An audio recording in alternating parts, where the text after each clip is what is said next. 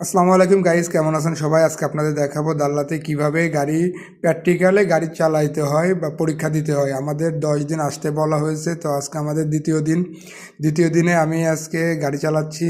আমার এক সাদিক, সে ভিডিও করতেছে।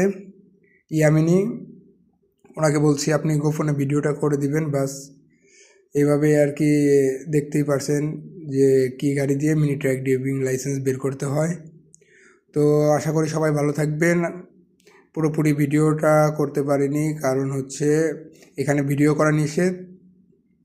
আপনাদের দেখানোর সুবাদে আমি ভিডিওটা করছি। অনেকেই ভয় পান যে কি গাড়ি দিবে, তো এই কারণে ভিডিওটা যতটুকু সম্ভব আমার সাদিকে ভিডিওটা করছে।